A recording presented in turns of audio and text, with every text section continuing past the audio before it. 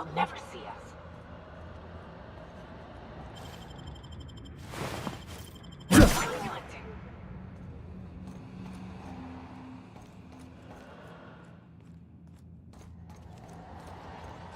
I don't see what the fuss is about a blasted lab coat.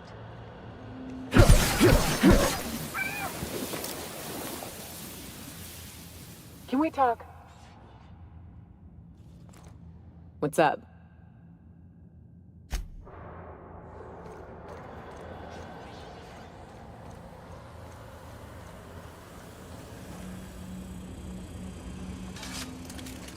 Your uniform has been rated 82%.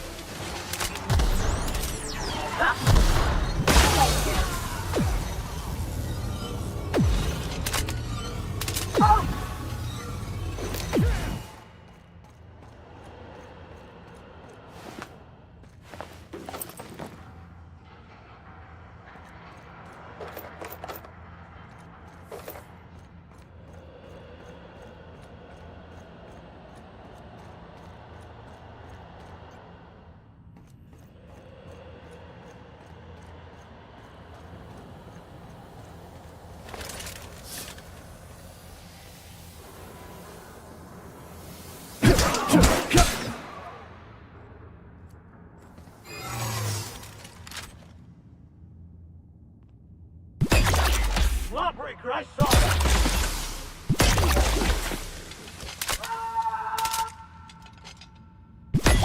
Go! Don't mess with us! Down they go! Opening fire!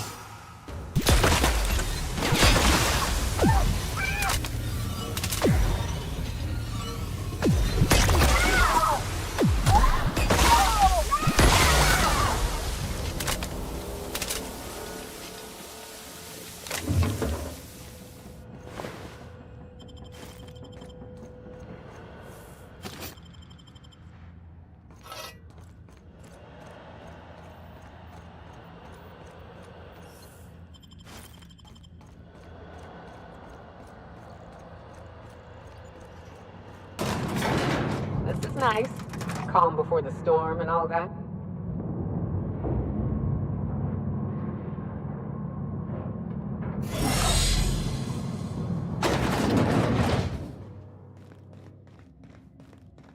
Captain, you have an uncanny talent for complicating my life. Words cannot express the extent of my disappointment. We had a plan.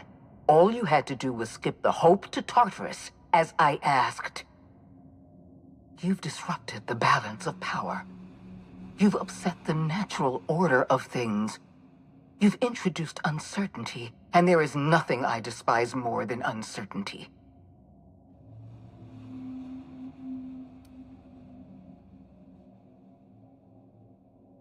Typical. Running your mouth in the middle of a crisis. It's almost as if you delight in chaos. My report said you were simple-minded. I simply never imagined you'd be stupid enough to throw the entire system into chaos. I should have dealt with you a long time ago. You were always too dangerous to leave unchecked.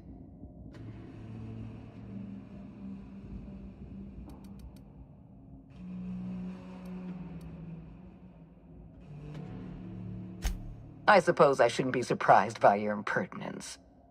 Leaving you alive was my greatest mistake, but it is a mistake I intend to correct. I have Dr. Wells in my custody. Once I've secured his cooperation, I can move forward with the program. I can repair the damage you've done. I can set things right.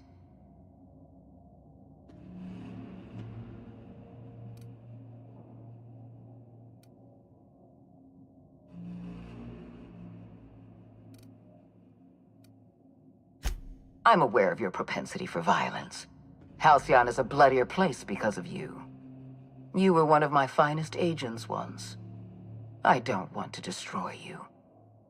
Turn yourself in, and I may yet show clemency.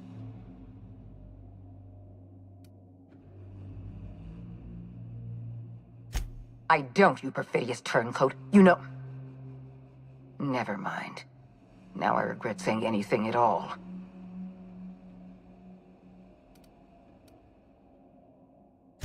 This prison is equipped with an automechanical warden.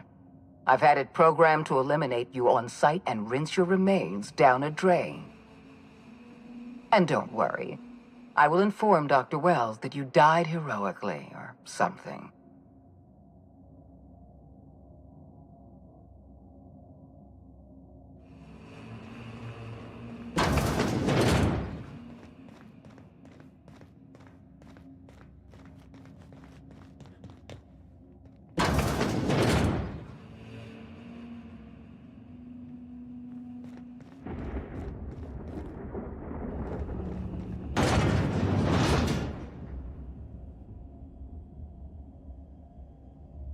System.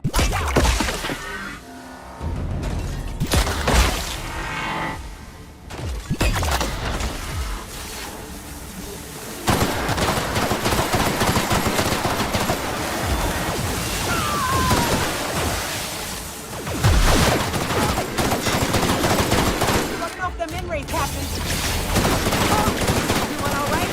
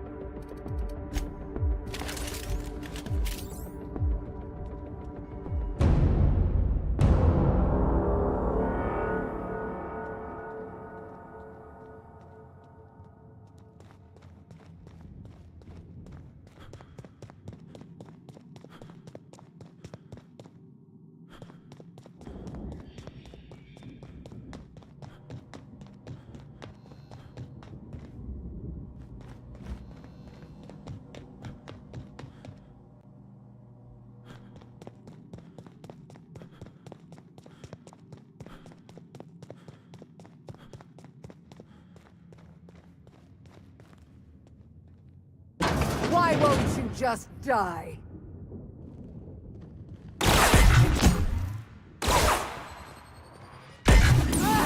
Perfection!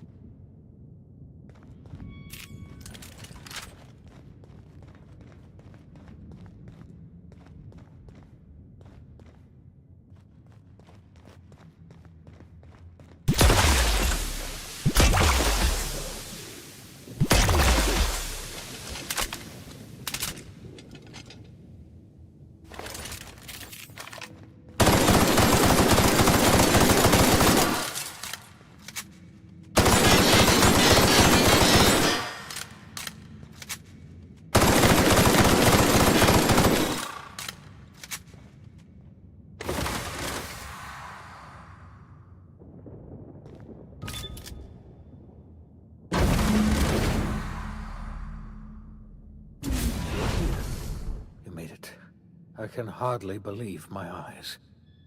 You didn't have to do this, you know. Risk your life just to save mine.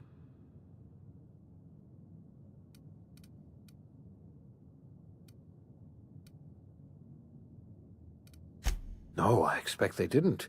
You're a force of nature, aren't you? You've left the board in tatters, but Halcyon is still on the verge of starvation. I just hope we're not too late. You and I are going to have to work harder than ever to save Halcyon. I'm afraid the situation is far worse than any of us ever anticipated.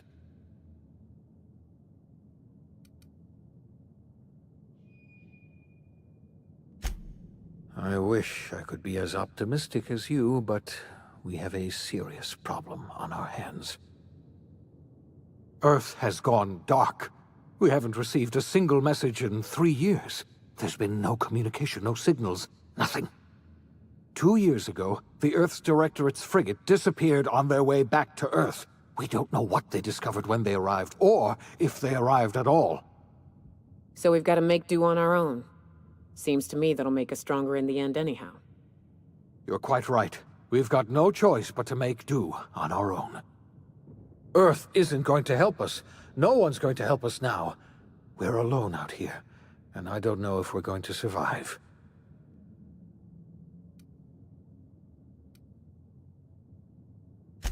I had hoped your fellow colonists might hold the key to saving Halcyon, but I don't have nearly enough chemicals to revive them all. I'll do what I can. I just hope it's not too late. I could use your help. You're the only ally I've got, and not just because you've murdered every potential leader in Halcyon.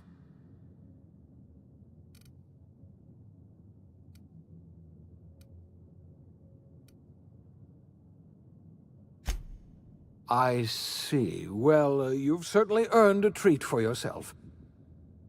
I'll just, get on with reviving the other colonists and saving Halcyon, then. Enjoy your, creamed ice, or whatever you call it.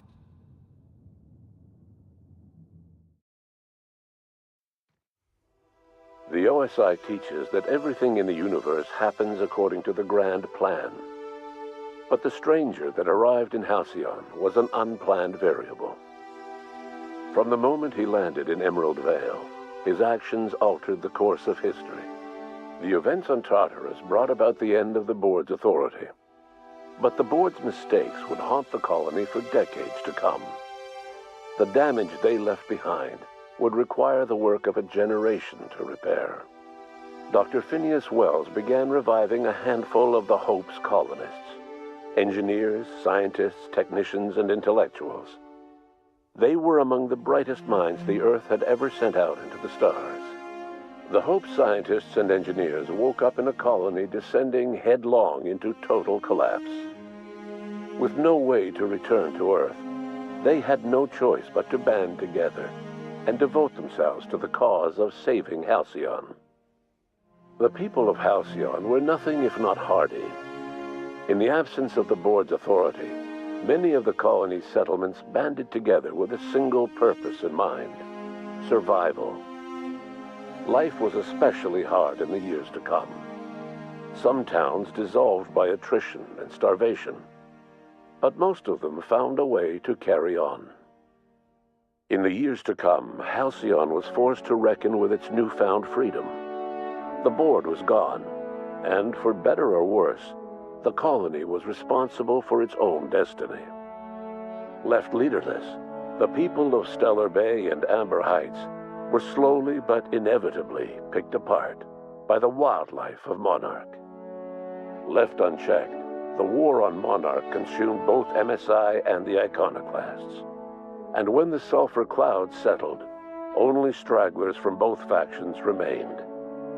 Some found their way to Sublight, some to Terra 2, and some lived their final years fighting for food in the wilderness.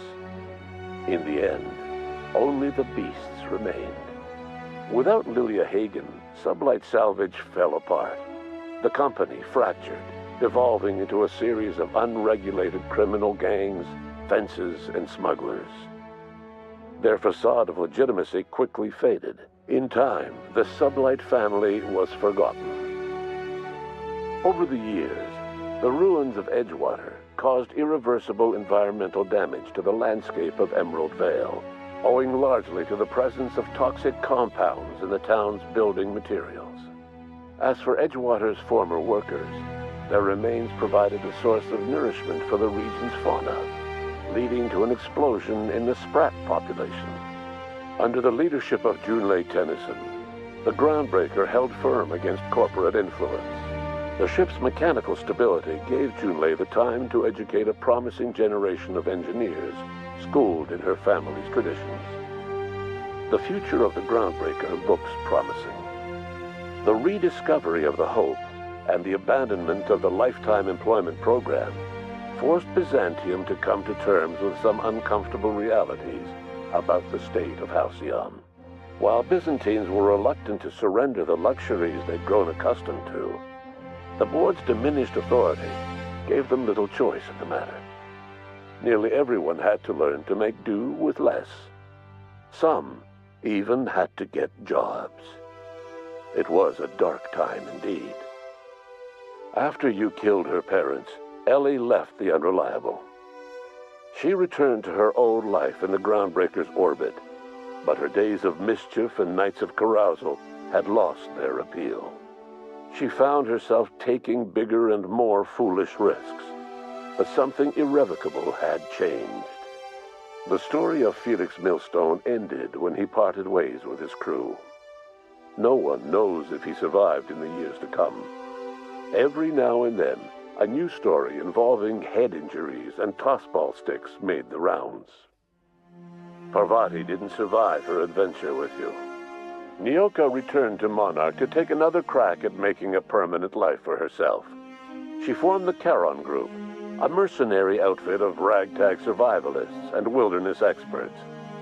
Anyone in need of a guide, or just looking to throw back a beer and swap stories, could find her camping on the trail or clearing an infestation. Minister Clark was released from house arrest, and his contact with you gave him a sense of renewed purpose and vigor. Once it became clear that no help would be coming from Earth, he threw his considerable efforts and talents into helping Halcyon manage the crisis before it. As for Dr. Phineas Wells, he spent his remaining years in his orbital lab. He was never able to come to terms with his own past, troubled by the decision of placing all his faith in the first colonist he ever revived, the infamous captain of the Unreliable. The revival project yielded mixed results. Phineas, weighed down by limited support and his own guilt, struggled to revive more than a handful of scientists and engineers. They made a heroic effort to solve the colony's problems, but with small numbers and facing long odds, their solutions never caught on. Only a few of the Hope's colonists were successfully revived. Wells died before he could see the fruits of his labor. He passed away a haunted man, crushed by the guilt of his failures. Small, petty factions squabble over what remains of the colony. Every attempt to reach out to Halcyon's neighbors is met with silence. And what about you, the unplanned variable in the history of Halcyon? You brought an end to the chaos on Tartarus, and left Dr. Wells to save Halcyon on his own. You had more pressing matters to attend to. As you tasted your first scoop of Rizzo's partially emulsified, semi-frozen milk-like dessert, you realized something. All your troubles, all your adventures, all your struggles and choices, they had all led to this single moment. And it was all worth it. No one knows what's happened to Earth, and no one knows what the future has in store for Halcyon. All we know for certain is this: the name of the Unreliable and that of its intrepid captain will remain the subject of countless stories for years to come.